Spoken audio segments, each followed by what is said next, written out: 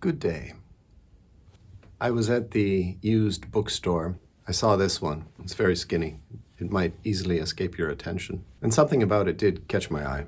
Georges Simenon, The Blue Room, 156 pages. I read it 3 days. It's the first Simenon that I've ever read, and it is wonderful. I'm so happy that I found this book. It feels so good when a book just seems to materialize out of the ether and it lands in your hands, and you have the lucky good fortune to read something which my whole life, never heard about it, completely absent. All of a sudden, here it is. Okay, I'll read it. Short one, couple of days. You know, like a spear going through you and you're nailed to the earth. Like, oh God, that is a book to read. Why is this such a wonderful book? Because it is quite simple in terms of plot, in terms of story. There's one major event. However, it's the way that it is written and the way that the event is, the way that the audience comes to understand what this event is. The book begins with the main character is looking at himself in the mirror, and he has just had some hot adult relations with his lover, and he is married and she is married to other people, and they have this rendezvous in the blue room of the title. And he's looking at himself in the mirror and he's tidying himself up, and he's still enjoying the very pleasant feeling, very coldly and clinically described as post-coital. She's talking to him and he's looking in the mirror and he's listening to her and he's answering her, but he's not thinking too deeply about what she's asking him because he's too happy. This is how the novel begins. Did I hurt you? No. Are you angry with me? No. It was true. At that time, everything was true, for he was living in the moment, without questioning anything, without trying to understand, without suspecting that one day he would need to understand. Not only was it all true, it was all real. Himself, the room, Andre, still lying on the ravaged bed, naked. Was he happy? If anyone had asked him, he would have said yes, without any hesitation. It would have not occurred to him to be angry with Andre for biting his lip. That was part of it all, like everything else, and he stood, also naked, in front of the wash basin mirror, dabbing at his lip with a towel moistened with cold water. Is your wife going to ask you any questions? I don't think so. Does she ever ask you any? The words hardly mattered. They were talking for the pleasure of it, as one does after making love, bodies still flushed with sensations and minds slightly dazed. So we have this character. He is taking things quite lightly. We begin to suspect that perhaps his good lady friend on the bed is taking things a little bit more seriously than he is. But we are getting his perspective, so it's hard to tell, but we begin to feel. So it goes on. So this is the first 3 pages, all right? This is on the 3rd page. And she asks him, could you spend your whole life with me? He had hardly noticed her words. They were like the images and odors all around him. How could he have guessed that this scene was something he would relive 10 times, 20 times and more, every time in a different frame of mind, from a different angle? For months, he would struggle to recall the slightest detail, and not always of his own free will, for sometimes others would demand it of him. Professor Bigot, it's spelled Bigot, but I don't think it's pronounced Bigot, B-I-G-O-T. Professor Bigot, for example, the psychiatrist appointed by the examining magistrate, would keep after him about it, studying his reactions. Did she bite you often? A few times. How many? So suddenly, into the narrative, on the 3rd page of this story, we come to know that this man is being officially interrogated for obviously some crime. To be appointed a psychiatrist, surely something devastating has happened here. And we don't know what it is. That is one of the great pleasures of this book, is that we don't know why this man is on trial. Of course, our imagination, it races ahead. Oh, did he do something to his wife? Did he do something to his lover's husband? Did they plot together to do something to this one or to that one. That is what is being held back from us. It is a murder mystery without the knowledge of the murder. Who was murdered? Or was anybody murdered? Or was it something else? Like, we are not sure until the very last moment. He keeps it from us as long as he possibly can before displaying the crime. So we are left with this novel, which is this man under interrogation, being questioned about his actions on that day. And as he is giving his answers to these questions, he relives the day. And that is the telling of the novel. He would be meeting with his mistress, Andre, and they would go to the Blue Room, which is a hotel room. He has a younger brother who owns a hotel. And so they go to his brother's hotel for their encounters. So his brother is aware of this, and also his brother's cleaning maid. She is also aware of this secret rendezvous. So there are several people who are aware of it. However, it's just a casual affair. Those lusty Europeans, right? Lusty Europeans. God, I wish I was one of them. And slowly, piece by piece, we are introduced to this man. His name is Tony. We meet Tony's wife, and we see that he loves his wife, and they have a daughter together, and he loves his daughter. And what about this woman that he is having an affair with? Well, it's some real hot sex. They meet once a month, for some of that illicit action. Adultery, it's so frowned upon, but isn't it the most understandable thing? Really, adultery. If that one's married and that one's married, and these two come together, just for some one hot, sweaty afternoon session, and then they go back home to their loving families. Is that awful? Because I don't see it as awful. But I think a lot of people out there think that cheating on your partner is a terrible crime. I think that here in North America, if you had to evaluate, which is the worst crime, cheating on your spouse or driving drunk, I think people would say that cheating on your spouse is worse, and driving drunk is, it's bad, but it happens. Think about it. Driving drunk is, man, you could kill someone. You're a fucking criminal. You're so fucking negligent to drive drunk and to risk your own life and other lives, the lives of other people in other cars. Having sex with someone, it's fine. I wonder how popular it is here in Canada. I don't know, maybe it's my own kind of dour personality, but or even just looking at the faces that I see, I think it's not very popular. I think that society would be a lot more friendly, affable, cordial, just friendly, just smiling faces if people had a little bit more sexual adventuresomeness. Now, what I love very much about this book is that there's this one attitude which keeps recurring throughout the novel, is that the main character we come to discover is in prison, and he is being interrogated by the magistrates, the lawyers, I suppose they would be called. He's being asked these questions, and he has these moments where he looks at his questioner and he asks himself, don't you know? Why do you ask me such a question? For instance, say the lawyer is asking him how he felt about his mistress.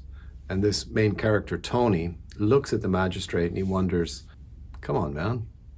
Have you never had a mistress? Do you not understand the situation? And there's that moment of, if you had the same experiences that I have had, you wouldn't have to ask that question. And if you have not had the same experiences that I've had, there is no point in asking that question, because how can I possibly explain it to you unless you know? And that was something that I really, truly loved throughout the book. The main character's frustration at being asked questions which he doesn't think he can communicate to other people. If you have to ask me that and you expect me to explain it to you, there's no point at all. We were lovers in this room, and we had this affair. At one point, trust me, I will not give away the secrets. So in the beginning of the book, when he's fixing himself up in the mirror, and they have really wild, passionate sex, and she bites his lip and hurts his lip noticeably, and he's trying to fix it up in the mirror. And he's looking at himself in the mirror, and even though he has this wound, he's still quite happy because he just had some hot, wild sex with this woman who's not his wife. And she's asking him questions. Oh, do you love me? He's like, yeah, I love you, yeah. Feeling wonderful, feeling happy, feeling that post-coital goodness. And then later, the lawyers are asking him about, well, how did you feel when she asked you these questions? And he looks at them like, don't you know? That's it. We just had crazy wild sex. It was great. I wasn't in my right mind. I'm looking at myself in the mirror, just feeling goddamn good, man. I'm not taking anything seriously at this moment. That made me, it was just something in that little, like if you've ever had the poor fortune to speak to a young person, and this young person, they're telling you their ideas, like maybe, just for example, maybe say like there's a young person and they want to get a tattoo, and they're showing you the most gruesome, ugly idea for a tattoo that you've ever seen in your life. Like, oh yeah, I think I'm gonna get it right here, like on my neck. As an adult, I think the reaction is to say, well, you know, are you out of your mind? It's the ugliest, stupidest thing in the world to try to get a tattoo of that. But then you think to yourself, well, if I say that though, that's probably only going to add, like, oh, these old people, they don't understand. They don't know what it's like to be young and to want a tattoo all over your neck and your chest and your torso. And so you think to yourself, okay, so what can I possibly say to this young person if, like, you realize that the young person doesn't have the worldly sophistication to listen to your arguments. They don't have the knowledge, the wisdom to entertain criticisms of what they think is so obvious, because they're at this obsessive stage in their mentality. Like they're obsessed with the idea that they want to get the tattoo. And so you, as the adult, you sort of weigh this in your mind and you do a few mental acrobatics, and you just realize that you can't tell them not to get the tattoo. You can't tell them, of course, you know, don't tell them to get it. You just have to sit there smiling and hope that they don't get the goddamn tattoo and ruin their neck with it.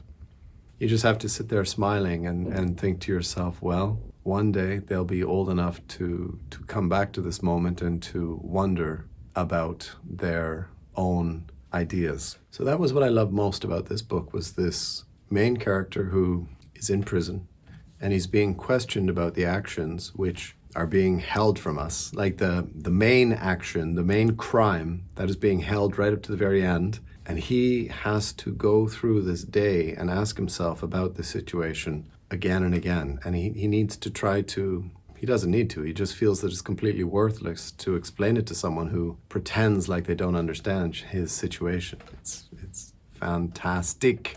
Fantastique! Page 32, all right, not too far in. He had never had any serious affairs, even if he did take advantage of the odd opportunity.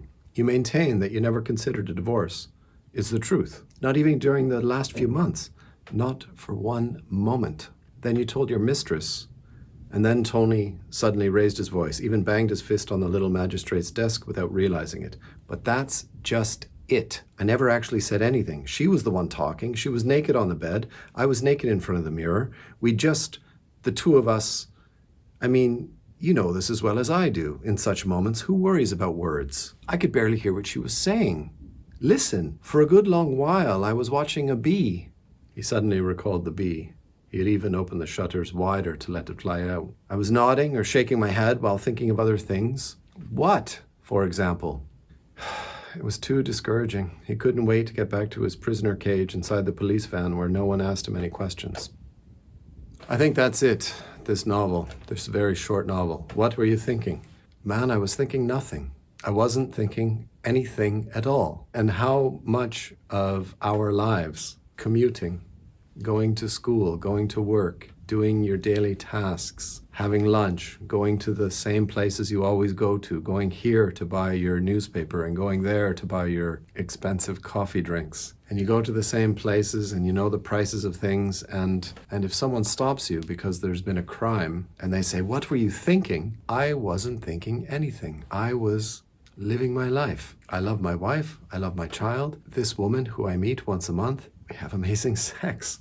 Why do you ask me what I was thinking? I was not thinking. I was doing this life of mine here. There is no thinking. The whole idea of thinking is a bit of an inflated arrogance that we have about our actions. It's not thinking, it's repeated routine, following the program, doing what we did the day before, because that's how you get on with things, by trying to make slow, steady progress forward. And when it comes to something as abstract as thinking, well, ask yourself, when was the last time you did any thinking?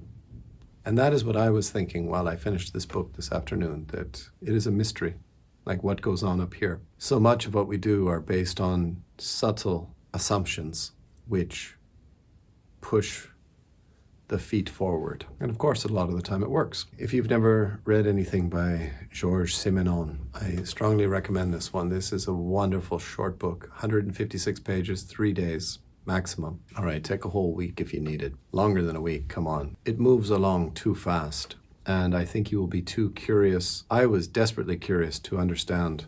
I think someone died, and I imagine I know who might have died, but how did that death come about? To what degree of a tragedy it was? And there's still some question at the end of this novel. It's not entirely solved. There is still some mystery as to exactly who might have been the guilty party. Just that, it is a murder mystery with the murder and the mystery coming, like the murder comes at the end, and that is the mystery. We're getting all the information beforehand, and lastly, we get the murder, which is beautiful. It's beautiful, beautiful writing. It's so sharp.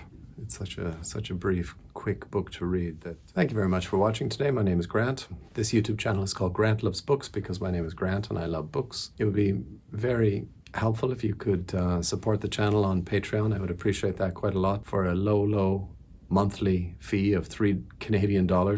You know, for you Americans, that's just play money. You could support the channel and you could see my weekly blog where I go into great detail about all the frustrations of my life. And hopefully it's a little bit funny and not too depressing. If you can't support the channel financially, but you'd still like to help, just subscribing, click like, leave a comment, click like, and ask your friends if they will also click like on the video also, because that helps a lot. The liking the video, huge help. Subscribing to the channel, huge help.